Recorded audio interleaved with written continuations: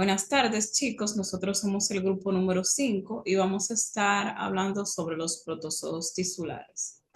En este caso, vamos a hacer 5 sustentantes. Acá su servidora Cosumni Roa, mi compañera Marlenis Martínez, Anthony Matos, María Fernanda Disla y Jennifer Figueroa. Entonces, vamos a estar tratando los siguientes contenidos. Vamos a hablar sobre el protozoo de Trypanosoma cruzi, el complejo Brucei, que va a tener los Trypanosoma gambiense, Trypanosoma rhonidiense, de Trichanomona vaginalis, y vamos a hablar también sobre los métodos y diagnóstico y también los métodos de prevención de este tipo de protozoos. Entonces, nosotros sabemos que este tipo de parásitos provocan infecciones que representan un importante desafío para la salud, especialmente en algunos lugares donde hay condiciones socioeconómicas y ambientales que son favorables para su transmisión. Estos protozoarios, como la Trypanosoma cruzi, las especies del Trypanosoma brucei y la Trichomona vaginalis, son responsables de enfermedades de gran relevancia clínica y epidemiológica, ya que son capaces de producir cuadros agudos y crónicos que afectan de manera multisistémica. Para nosotros, conocer de forma integral todos estos parásitos nos permite comprender su impacto en la salud pública y resalta la relevancia de su estudio dentro de las enfermedades infecciosas.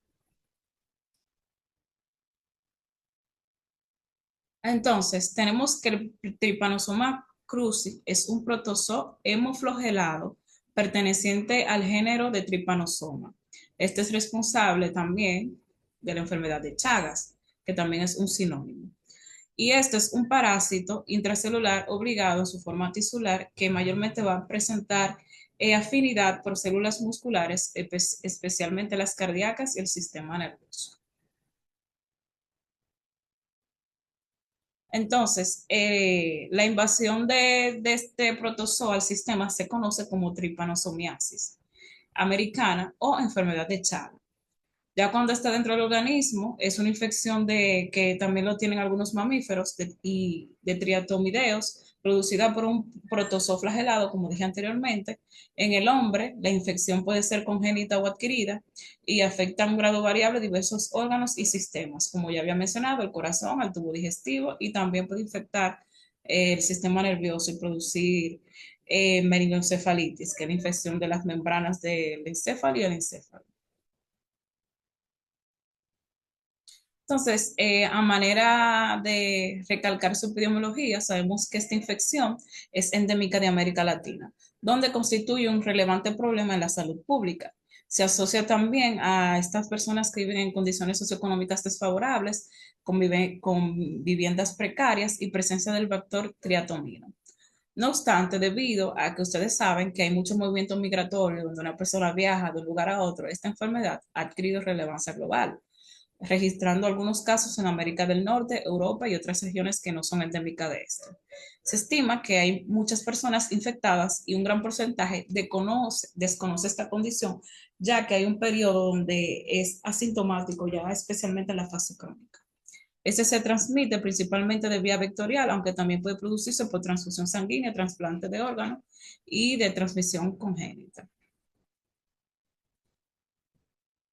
Entonces, aquí vamos a presentar algunos síntomas de este parásito. Hablando de síntomas agudos, este puede presentar una fiebre prolongada, malestar general, adenopatías, hepatomegalia, también presenta el chagoma de inoculación o signo de Romaña, que este es el edema palpebral unilateral. Aquí podemos ver una imagen de cómo se refleja en el rostro este edema de un solo lado de la cara, del párpado afectado. También en los síntomas crónicos, ya como les dije, puede afectar las células cardíacas como cardiopatía chagásica, que este va a afectar, aquí tiene una imagen del corazón, va a afectar el corazón, ya sea por fibrosis, y también puede presentar arritmias, bloqueos cardíacos, insuficiencia cardíaca a nivel digestivo, perdón, a nivel digestivo. Podemos visualizar lo que es el megacolon o mesocolon y también puede producir muerte súbita. Como les había mencionado, este tiene un vector o un agente en su agente etiológico, el Trypanosoma cruzi, como le había comentado, pertenece a la familia del Trypanosomeae y posee diversos hospederos. Pero la chinche del género Triatoma es el vector biológico que es el transmisor directo de la tripanosomiasis. También hay otros hospederos como los animales domésticos, como el gato, el perro, también la zarigüeya, los murciélagos, también los pueden tener.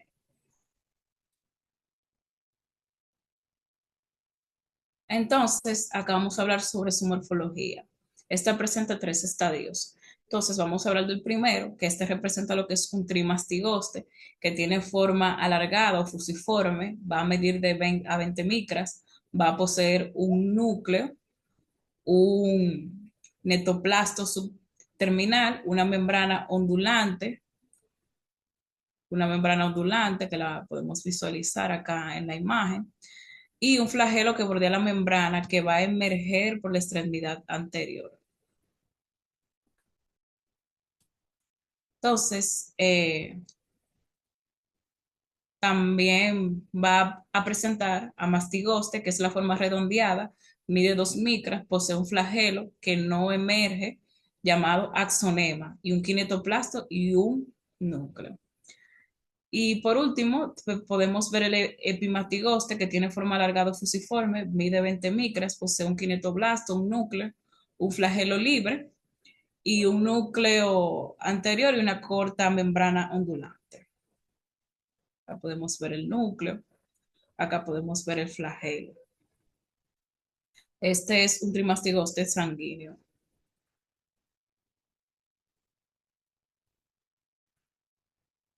Acá podemos ver también el trimastigoste sanguíneo, ya sea por frotis fino, tinción de Guiencia, y este tinción fino también.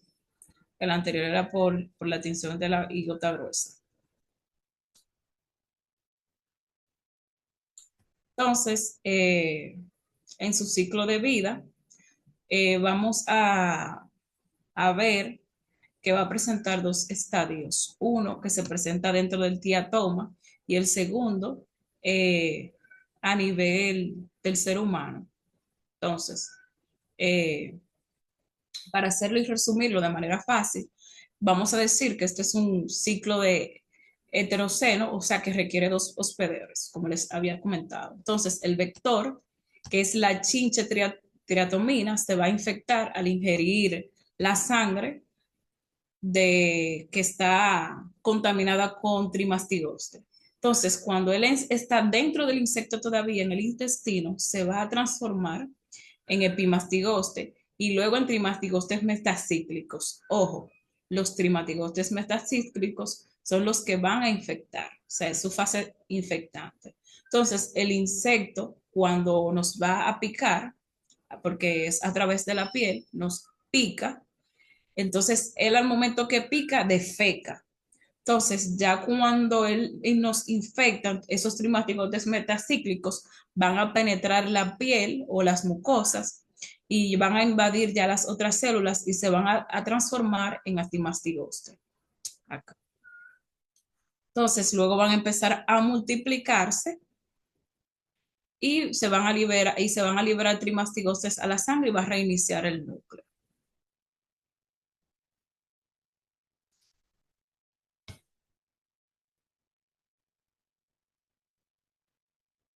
Entonces, ya para finalizar, a modo del tratamiento para estos, mayormente los de primera línea, es el Benidazol y el Nifortimox, ambos, como les había explicado, de primera línea, y estos tienen que son muy efectivos ya en la base aguda, incluyendo en los casos congénitos y en niños hasta los 18 años. Y generalmente el tratamiento se da de 30 a 60 días. Y ya para la fase crónica, aunque es mucho menos efectivo que el agudo, el tratamiento antiparasitario puede indicarse para revertir la progresión de la enfermedad.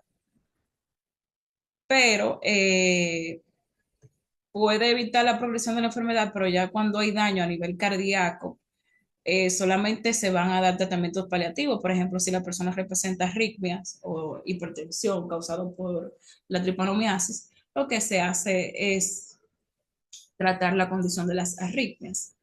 de, de base, porque ya el antiparasitario puede que evite que progrese, pero no erradique el daño.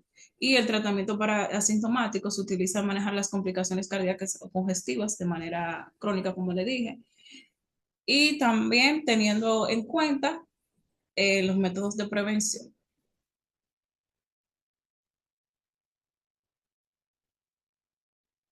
Hasta acá mi participación, los dejo con mi compañera Marlenis. Bien, buenas tardes. Mi nombre es Marlenis Martínez y ahora vamos a estar hablando sobre el complejo Trypanosoma brucei. Bien, para comenzar, es importante saber que la tripanosomiasis africana humana o enfermedad del sueño no es causada por un solo organismo, sino que por un grupo de parásitos que forman el complejo Trypanosoma brucei. Pero, ¿qué es este complejo? Bueno, este está integrado por subespecies de protozoarios hemoflagelados que son morfológicamente indistinguibles entre sí. Dentro de estos vamos a encontrar el Trypanosoma brucei gambiense, que es el responsable de la forma crónica en África Occidental y Central, que de este estaré hablando detalladamente más adelante.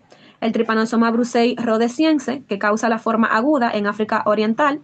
Y el Trypanosoma brucei brucei, que es patógeno para animales, pero este no afecta a los humanos.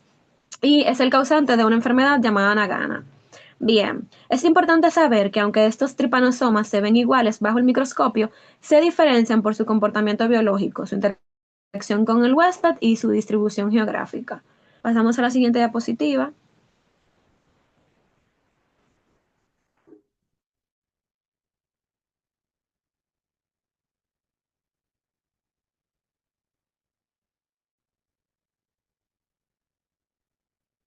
Ok, ahora vamos a hablar del Trypanosoma brucei gambiense.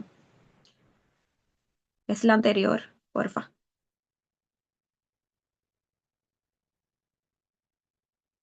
Ok, ahí.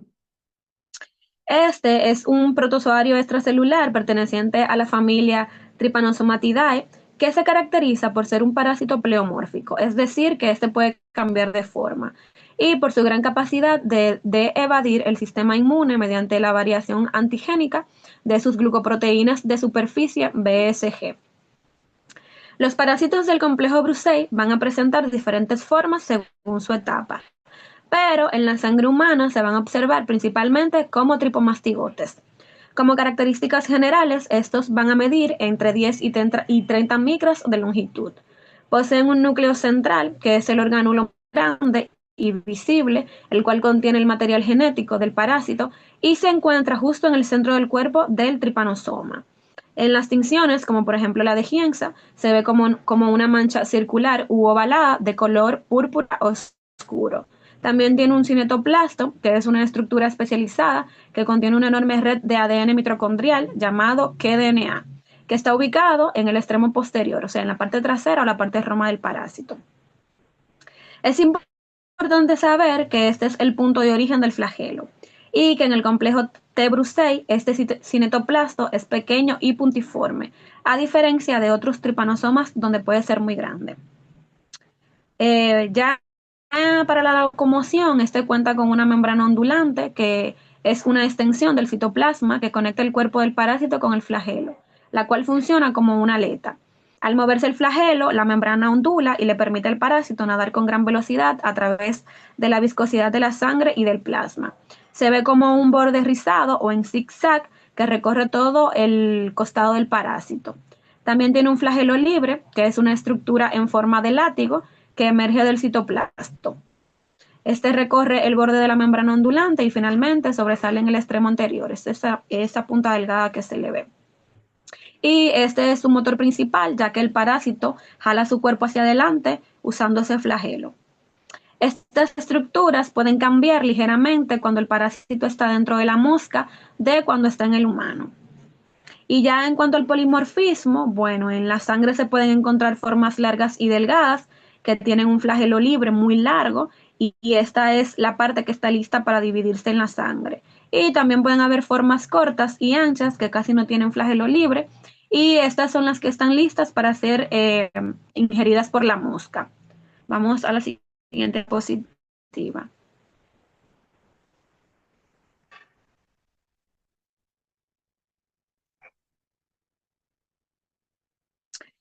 Bien, ahora vamos a pasar a hablar sobre el ciclo de vida. Aquí, como mencionaba la compañera anteriormente, también tiene un ciclo heteroceno, lo que significa que requiere de dos huéspedes, un vertebrado, que puede ser un humano o un animal, y un insecto o vector, como la mosca TCTC. En la infección inicial es con una mosca glosina infectada que pica al humano e inyecta tripomastigotes metacíclicos a través de su saliva. Ya en el humano, estos parásitos se transforman en tripomastigotes sanguíneos y se van a multiplicar por fisión binaria en los fluidos corporales, o sea, la sangre o la linfa, y eventualmente pueden invadir el líquido cefalorraquídeo. Ya la infección en la mosca es cuando otra mosca pica a una persona infectada y ingiere los parásitos. Y en el desarrollo del vector, bueno, la mosca o dentro de la mosca, los parásitos se multiplican en el intestino y tienen forma procíclica. Procíclicas. Uh-huh. Estas migran a las glándulas salivales y se transforman nuevamente en formas infectantes o metacíclicas tras unas 2 a 3 semanas.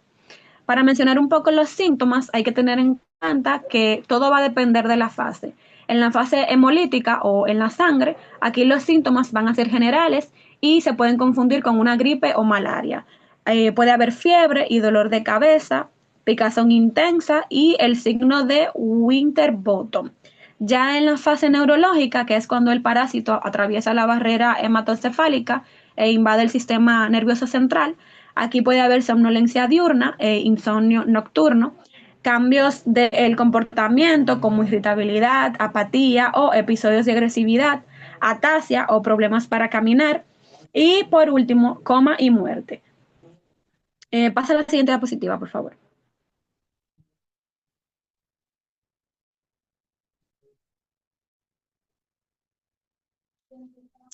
Bien, algunos datos claves o relevantes sobre este parásito es que este tiene un curso crónico, o sea que a diferencia de la forma rhodesiense, la infección por gambiense es de evolución lenta, o sea que los síntomas pueden tardar meses o años en aparecer. Tienen el signo de Winterbottom, que es muy característico de esta especie, el cual consiste en la inflamación de los ganglios linfáticos de la cadena cervical posterior en el cuello, y esta es una herramienta muy importante para el diagnóstico visual. Aunque en el humano es, o sea, aunque el humano es el principal reservorio en también pueden haber otros animales como cerdos, perros y ganado. Tiene como vector específico la mosca del grupo Glossina palpalis, que habita cerca de ríos y bosques densos en África Central y África Occidental.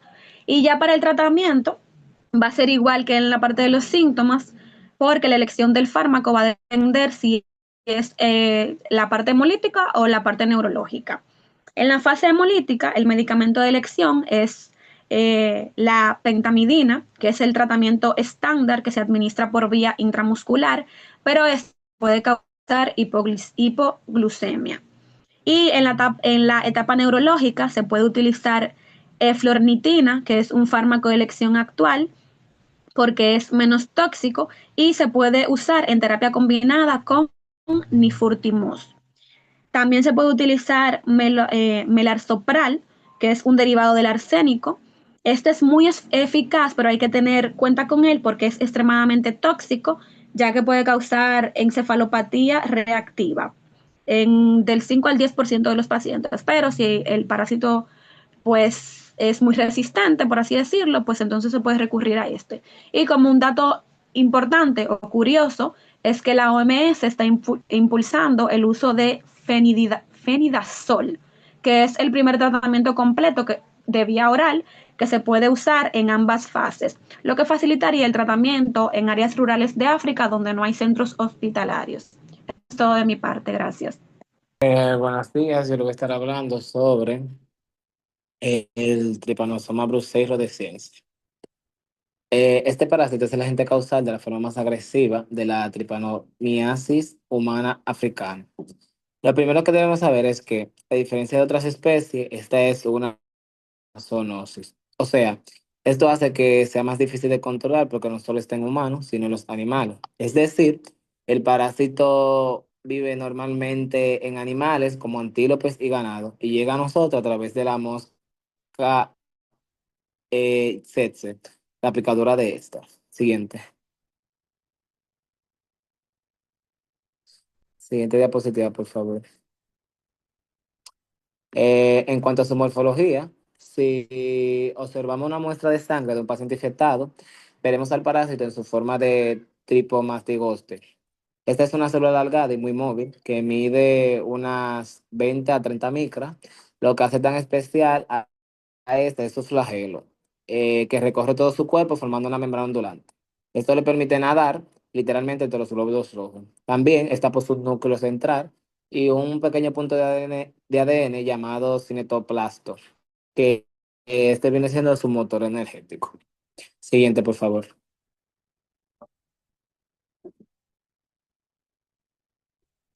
En cuanto a su ciclo de vida, el viaje de este parásito comienza cuando una mosca tsetse infectada pica al ser humano. En este momento, les inyecta lo que son los tripomastigostes metacíclicos. Una vez esto en el cuerpo, el parásito se reproduce rápidamente en la sangre y en la linfa mediante fisión binaria, que es básicamente dividirse a la mitad una y otra vez. El ciclo se cierra cuando otra mosca sana pica al enfermo y succiona estos parásitos. Dentro de la mosca, el parásito se transforma, viaja a sus glándulas salivares y se prepara para infectar a la siguiente víctima. Esto viene siendo un ciclo perfecto de supervivencia entre el insecto y el mamífero. Siguiente diapositiva, por favor.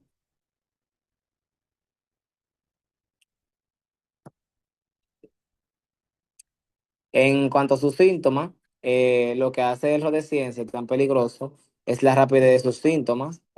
Todo esto empieza con una herida inflamada en la picadura llamada chancro. A los pocos días, el paciente desarrolla la fase hemolinfática, donde va a tener fiebre altísima, dolor de cabeza insoportable, dolor en las articulaciones, porque el parásito está saturando el torrente sanguíneo. Pero lo más dramático que ocurre cuando el parásito invade el cerebro, entrando a la fase neurológica. Aquí el sistema nervioso colapsa. El síntoma más famoso es la alteración del sueño. El paciente está profundamente dormido de día, pero no puede dormir de noche. Si no se actúa rápidamente, en esta fase se puede progresar a confusión, coma y finalmente la muerte en pocos meses. Esto viene siendo literalmente una carrera contra el reloj. Siguiente, por favor.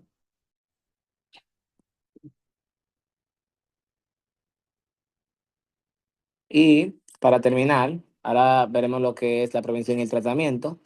En cuanto a la prevención, el gran desafío es que no existe una vacuna para este parásito. Por eso todo el esfuerzo se centra en romper el contacto entre la mosca cesa y el ser humano. La estrategia más efectiva es el uso de trampas y pantallas de insecticidas, que curiosamente deben ser de color azul oscuro o negro, ya que estos colores atraen visualmente a la mosca. A nivel personal, la mejor recomendación es usar ropa de tela gruesa y de colores claros como el beige y el khaki, porque la mosca puede picar a través de la tela fina y se siente atraída por la ropa oscura. Además, como los rhodesienses viven en animales, evitar tratar el ganado para que no sirva de reversorio. En cuanto a su tratamiento, este es un poco complejo porque depende de que depende de qué tan avanzado esté el parásito en el cuerpo. Si lo detectan temprano, en la fase hemolinfática, o sea, cuando solo esté en la sangre, el fármaco de elección es la suramina. Este medicamento es muy efectivo, pero requiere vigilancia médica. Pero si el paciente ya está en la fase neurológica, o sea, cuando el parásito ya cruzó el cerebro, la suramina no sirve porque esta no atraviesa la barrera hematoencefálica. En este caso, el tratamiento clásico hasta este momento ha sido el melarsoprol, pero cabe destacar una gran importante recomendación, es que el melasoprol es una derivada del arsénico y es sumamente tóxico. De hecho, puede causar una encefalopatía reactiva mortal en el 5% de los pacientes. Sin embargo, debido a la agresividad del rodesiense, sigue siendo la opción principal en muchas zonas para salvar la vida del paciente antes de que caiga en un coma profundo. Esto es todo por mi posición. Gracias.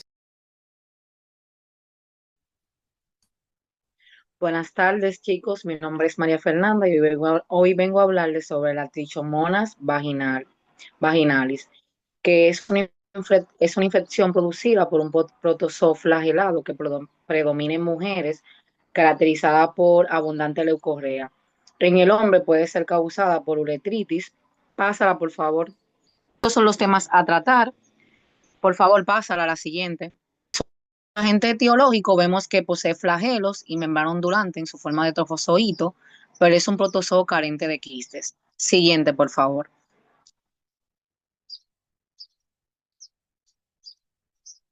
En las generalidades vemos que este es un protozoo flagelado, ovoide, piriforme, que mide de 10 a 30 de longitud. El núcleo es grande, ovalado, excéntrico y localizado hacia el extremo anterior. El trofozoito de la trichomona vaginalis se alimenta fagocitando bacterias y otras partículas. Siguiente, por favor.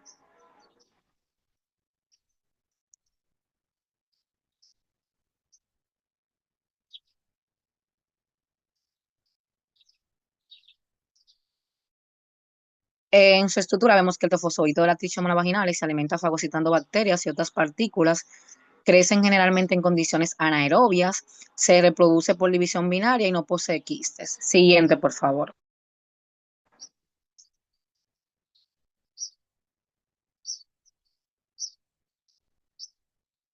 En su ciclo de vida vemos que la transmisión se hace por contacto directo, principalmente de tipo sexual. Al pasar los trofozoitos de una persona a otra, el ser humano es el único huésped natural conocido. El parásito se reproduce en la mucosa de las vías urinarias y genitales en la forma de trofozoito, pero no existen quistes. Pásala, por favor.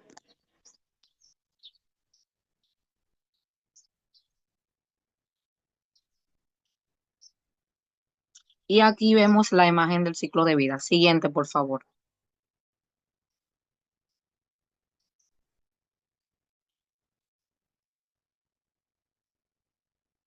En la patología y patogenia vemos que existen los tres factores que facilitan la proliferación de la tricomona en la vagina, que son el pH ácido, la ausencia de la flora bacteriana normal, deficiencia de estrógenos.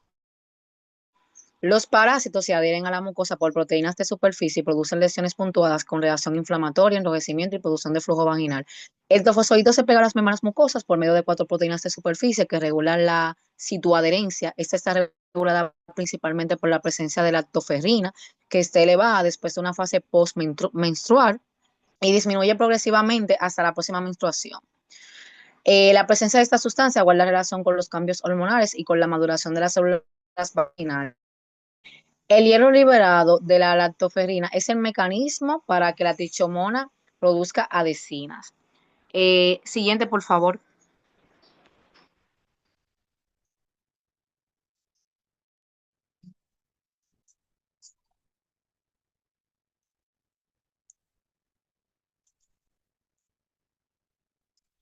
Dentro de las manifestaciones clínicas, en la mujer vemos que la sintomatología principal consiste en el flujo vaginal blanco, prurito y enrojecimiento vaginal. Puede presentarse dispareunia, ocasionalmente cistitis, uretritis. La reacción inflamatoria facilita la entrada del VIH. El periodo de incubación es de 4 a 28 días. A veces se acompaña del prurito vulvar, sensación de quemadura o ardor en genitales externos y vagina. Al observar la mucosa vaginal y el cervix se encuentran congestivos y con un punteado rojizo muy característico de esta enfermedad, que algunos describen como picadura de pulga. En mujeres embarazadas se ha informado una ruptura de membranas, parto prematuro y síndrome febril posparto y endometriosis, entre otras cosas más que se podían mencionar después. Siguiente, por favor.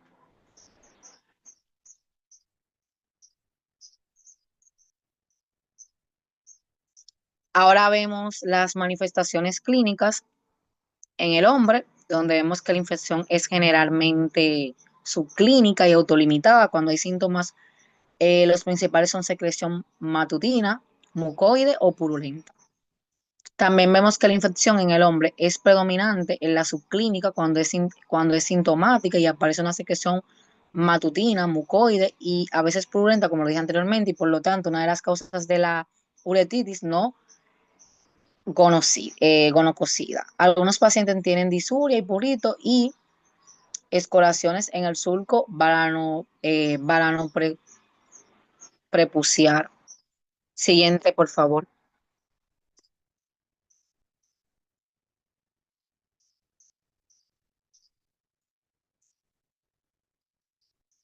En la epidemiología, para resumir, la tricomoniasis se considera una enfermedad de transmisión sexual, aunque ocasionalmente se adquiere por contaminación con objetos. Esta parasitosis está presente en todo el mundo y principalmente en mujeres entre 16 y 35 años. La prevalencia varía entre el 20 y 40% en pacientes con flujo vaginal, según la comunidad estudiada. Siguiente, por favor.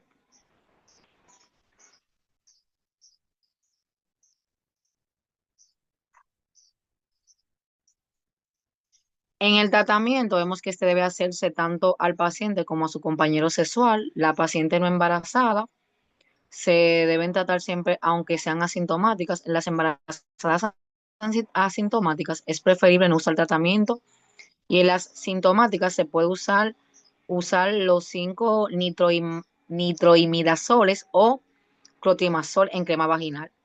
Es el medicamento más eficaz de un 90 a un 95%. El tratamiento de mujer embarazada está la metronidazol, la tinidazol y la ornidazol y seclinidazol. Siguiente, por favor.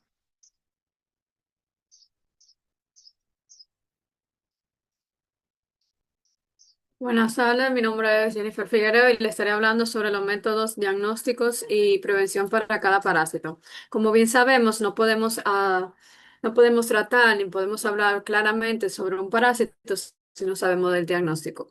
Pues para el diagnóstico de la Trypanosoma cruzi, el diagnóstico depende gravemente a la enfermedad, en la cual vemos una fase aguda y una fase crónica.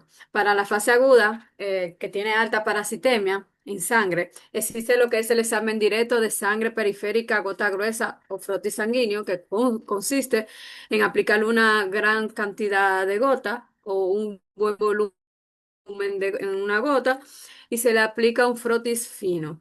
El microhematócrito, las pruebas moleculares de PCR que detectan el ADN del parásito y el hemocultivo.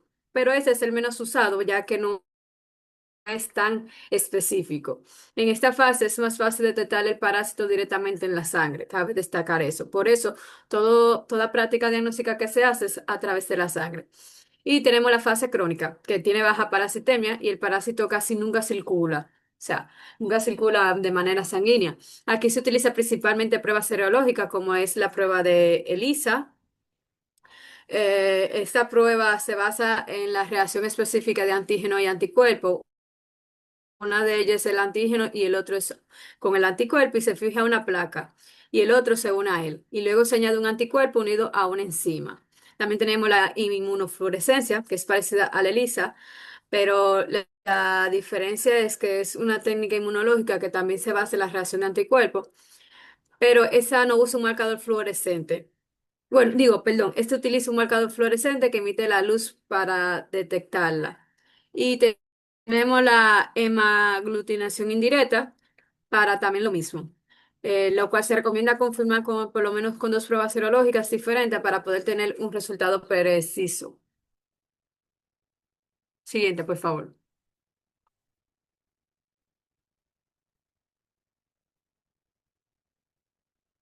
Para su prevención, consiste en educar a la población para lograr el control de los artrópodos por medio de químicos y mejorando las viviendas para evitar de esta manera controlar estos parásitos. Ya que, como habían dicho mis compañeros, la manera de... Ok. También vemos como prevención que se transmite por la picadura del flebotomo, que es el mosquito pequeño, como habían mencionado mis compañeras antes. Y tenemos que tener un control de vector, uso de repelentes, mosquiteros, fumigación en las zonas endémicas, evitar la exposición nocturna. También tenemos que tener medidas ambientales como la limpieza de los patios, la eliminación de los criaderos y el control de reservorios. En algunas regiones o lugares tenemos que también tener los cuidados con los perros. Y protección personal como ropa de manga larga en zonas rurales o boscosas. Siguiente, por favor.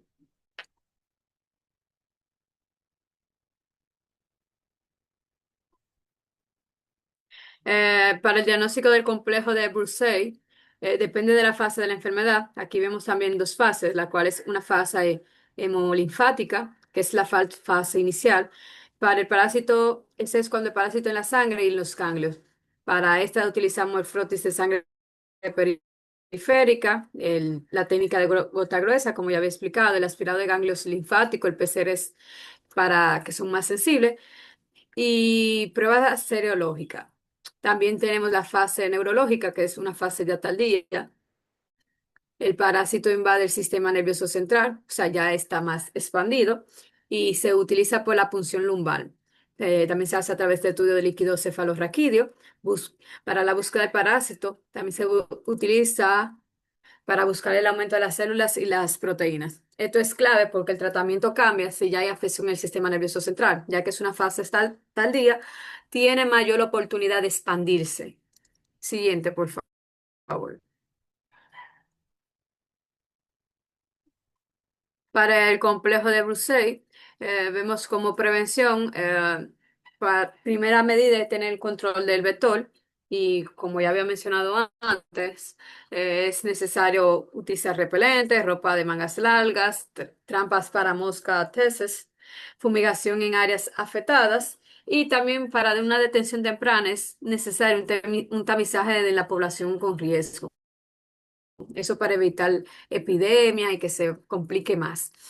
Y tenemos que tener en cuenta el diagnóstico y el tratamiento precoz para cortar transmisiones. Y como ya había dicho antes, valga la redundancia, evitar epidemias de lo mismo. Entre ellas hay una diferencia que es entre el Trypanosoma brucei gambiae y el Trypanosoma brucei rhodiense. Ese ese tiene como diferencia que el Brucey-Gambiaset es una enfermedad crónica, por lo cual evoluciona más lento en el cuerpo y tiene su origen en África Occidental y Central. Tiene como principal reservorio en los humanos, pero el Trypanosoma brucei rhodesian es una enfermedad aguda y es más rápida y grave. O sea, actúa más con más rapidez. Tiene su origen en África Oriental y su reservorio principal son los animales, específicamente los de ganado. Siguiente, por favor.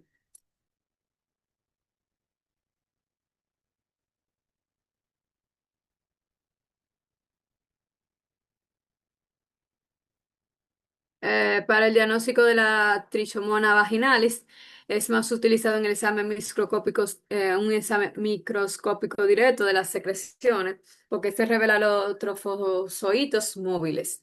Se hace un examen directo en 50-70% del, del contenido, el examen fresco del material sospechoso, por inmunofluorescencia directa y tiene mayor sensibilidad que el examen fresco. Tiene que tener un cultivo de tricomona de 95 a 98 y se aplica y tiene una amplificación del ARN con el nombre de Aptima. Este tiene como resultados superiores que los otros. Se utiliza normalmente, es evaluado por el método de Gram, Papa Nicolau, como también conocemos, y tiene una sensibilidad de 60 a 70% con una especificidad de 95%. Y el cultivo de tricómona 95 a 98%. Se utiliza, valga la redundancia, pruebas de PCR con mayor sensibilidad y especificidad. Siguiente, por favor.